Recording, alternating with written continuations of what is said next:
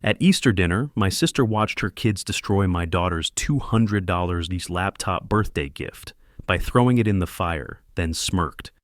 Come on, it's just a computer. You can buy another one. Maybe next time get her something she actually needs instead of spoiling her. I didn't yell, I didn't argue, I just smiled.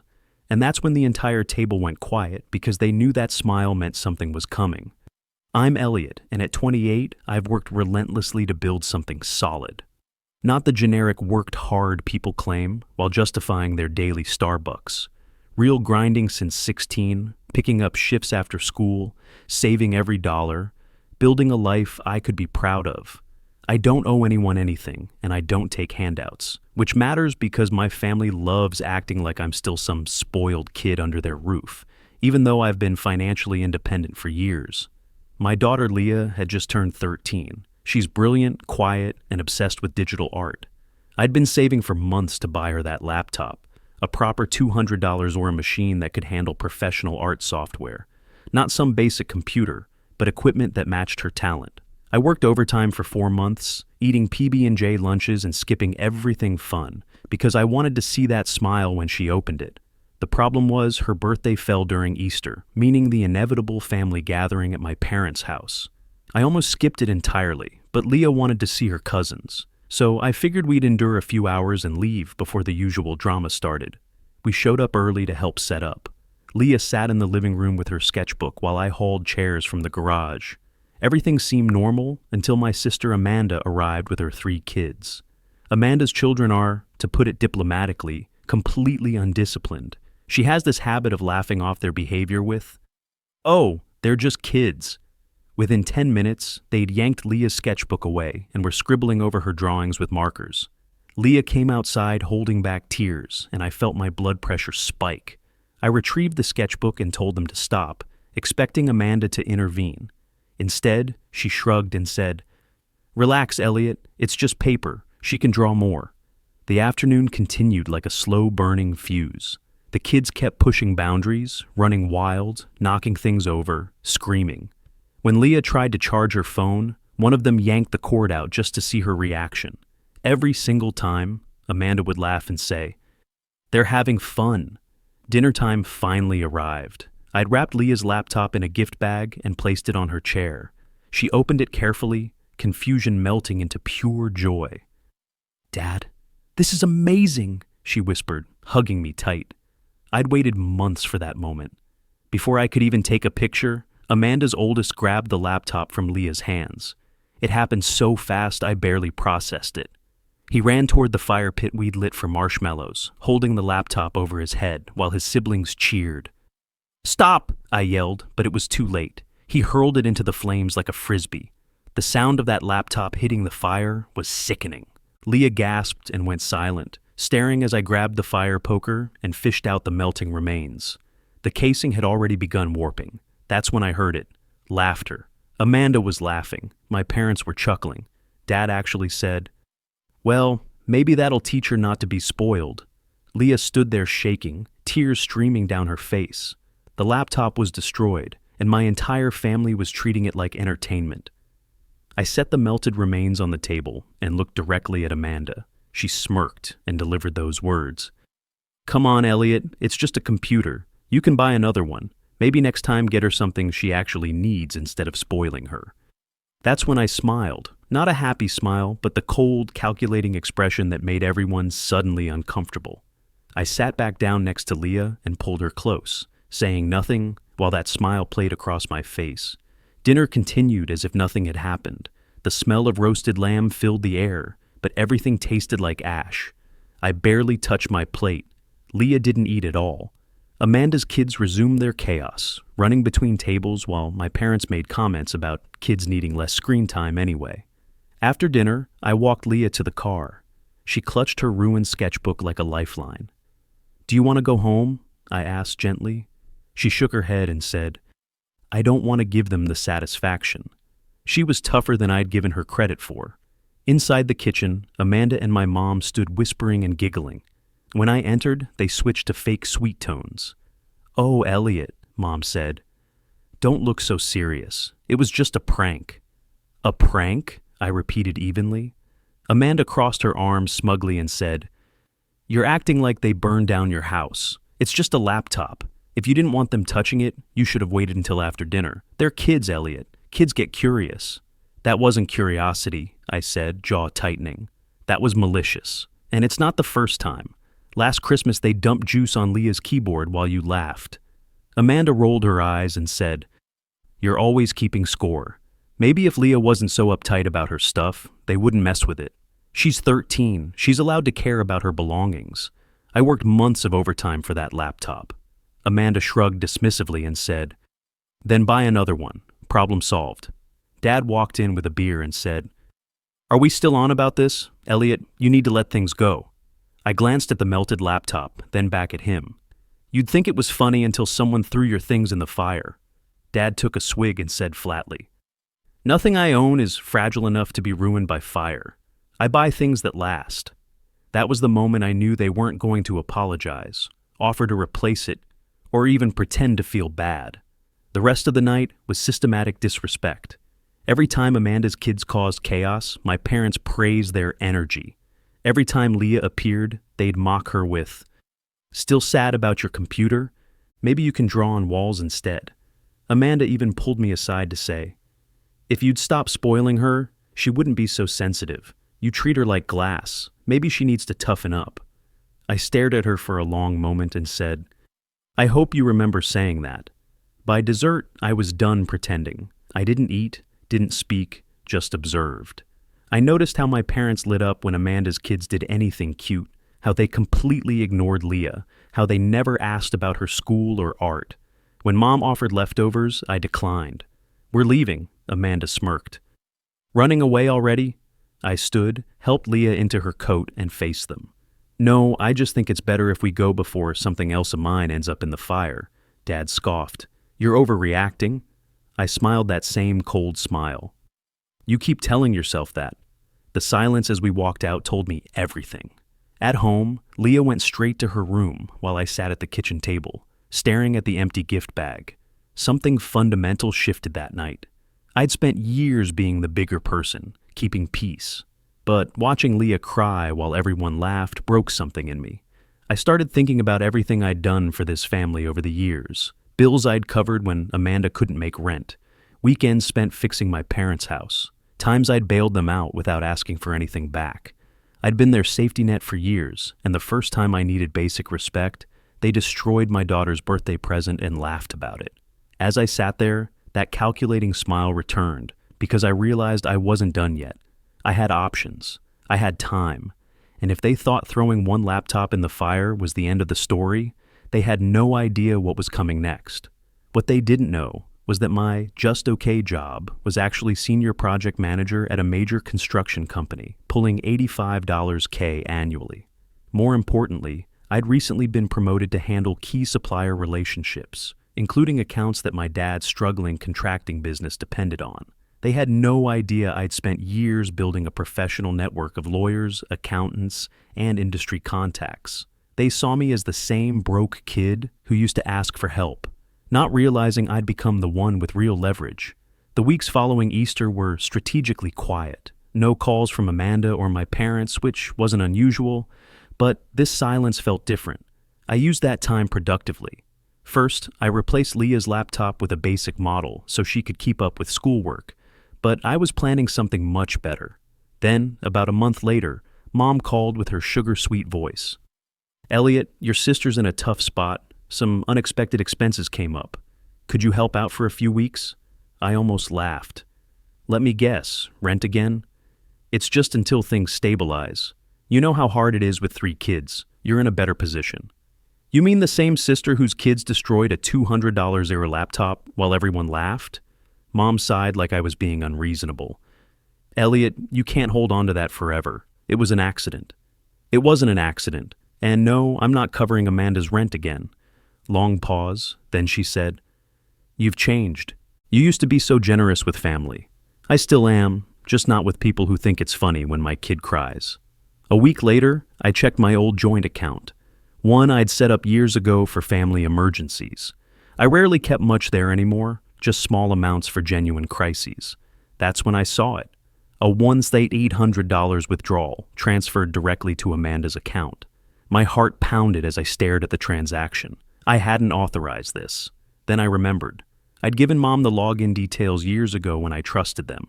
I'd forgotten to change it. I called immediately. "Mom, why did $1,800 just disappear from the joint account?" Silence. Then weakly she said, "Oh, that." "Yes, that. Care to explain?" She sighed like I was inconveniencing her.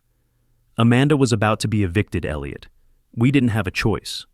"You didn't have a choice. That wasn't your money to give. She's your sister. You're supposed to help her." Something went cold inside me. So now, we're just taking money behind each other's backs? It's not behind your back. You would have said no, and she needed it. I let out a bitter laugh. "You're right. I would have said no because I'm not rewarding her for Easter. You all laughed at my daughter's tears, acted like her birthday present didn't matter, and now you expect me to bail her out like nothing happened. She's family, Elliot. That comes first."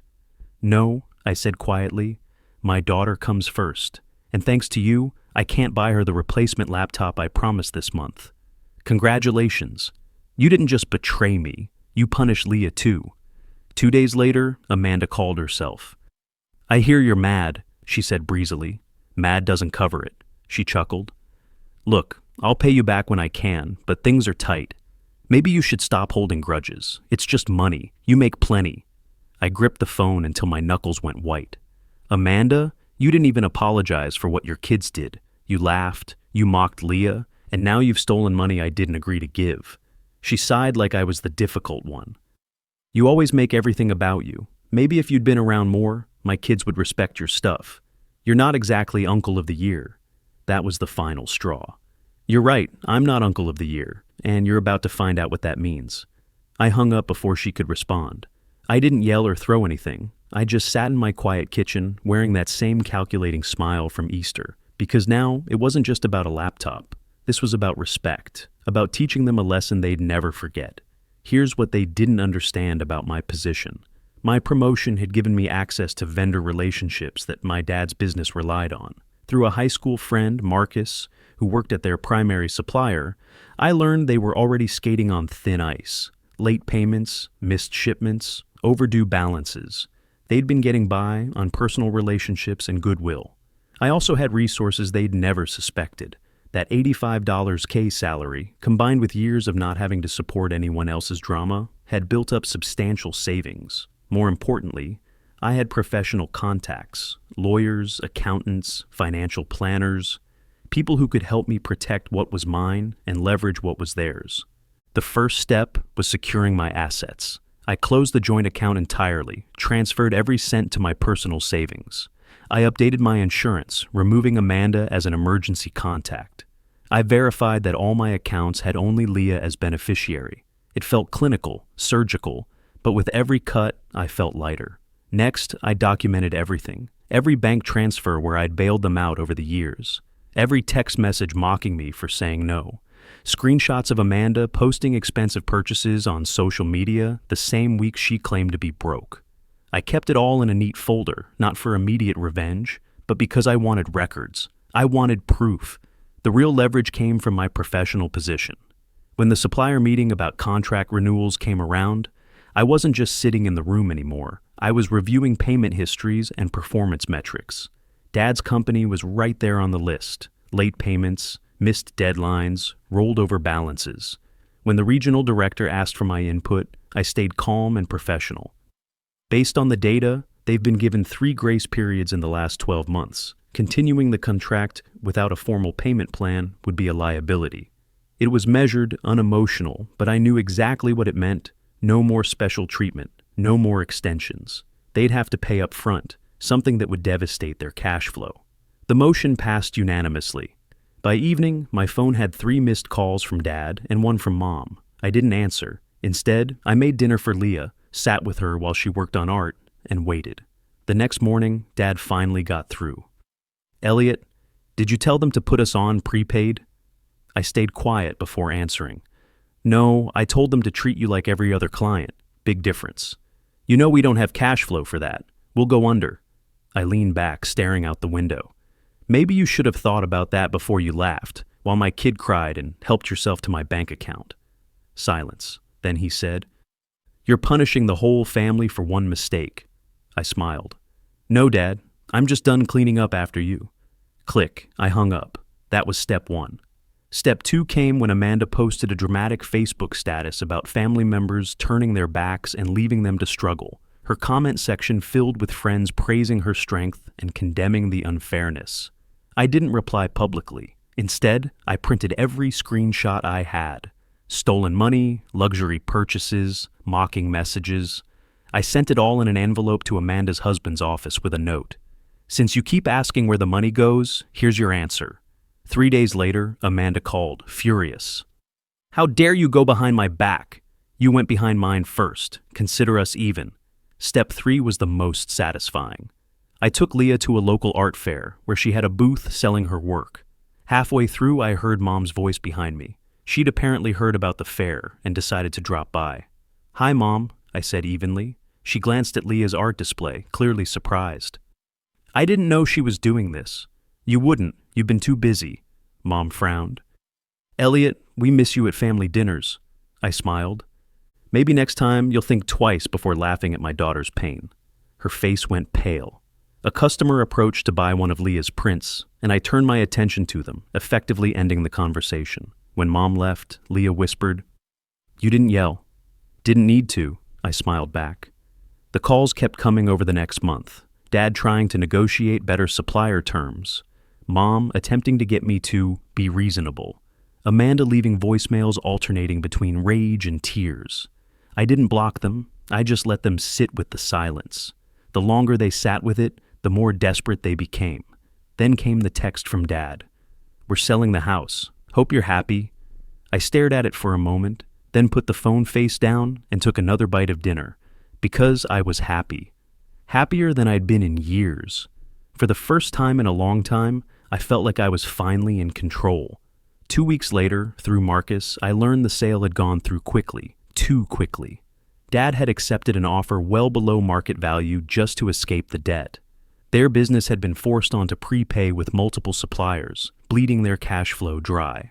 Amanda had quietly deactivated her Facebook account, which told me her marriage had been seriously shaken by the financial evidence I'd provided her husband. Then came the call that changed everything. Mom again, but her voice was different this time, quieter, defeated. "Elliot, can we talk?" I agreed to meet at a neutral cafe downtown. She was already there when I arrived, nursing coffee like a lifeline. She looked older, more tired. "Thank you for coming," she said.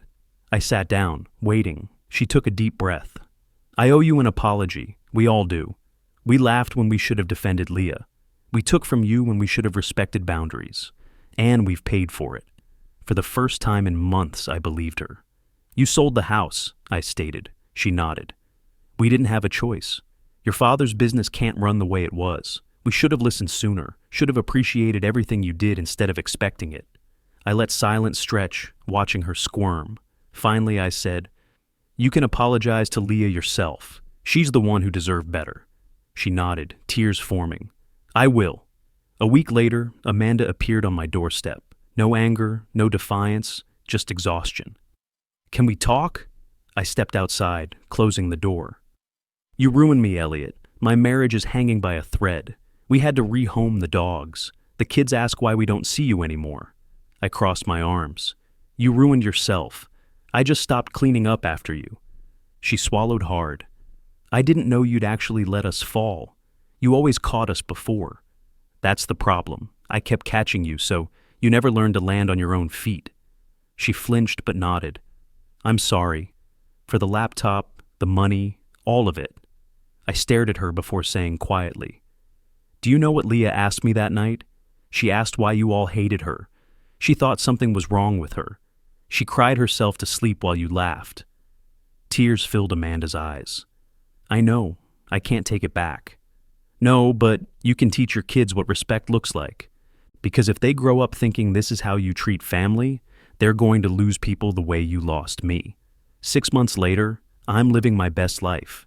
That $180 I recovered from closing accounts, down payment on a beautiful used Corvette, Every time I drive it, I remember Amanda calling me mediocre and smile. Leah's thriving with her new professional-grade laptop, winning art contests and selling commissions online. The $180 they stole, replaced in 2 weeks without their constant financial drain. Most importantly, we have peace, real peace. Not the fake harmony built on my constant sacrifice, but genuine contentment built on mutual respect and clear boundaries. The final moment came when Leah showed me a new drawing, that same strong tree from months before, but now the storm had passed. Sunlight filtered through leaves, and the 2 figures at the base were smiling. "Looks like we made it through," she said simply. I framed it and hung it where that melted laptop used to sit, because we had made it through. And when my family calls now, trying to complain or pull me back into their chaos, I don't answer. Not from anger, but from peace. For the first time in years, I'm exactly where I need to be, with the only person who truly matters, building a life no one can burn down again.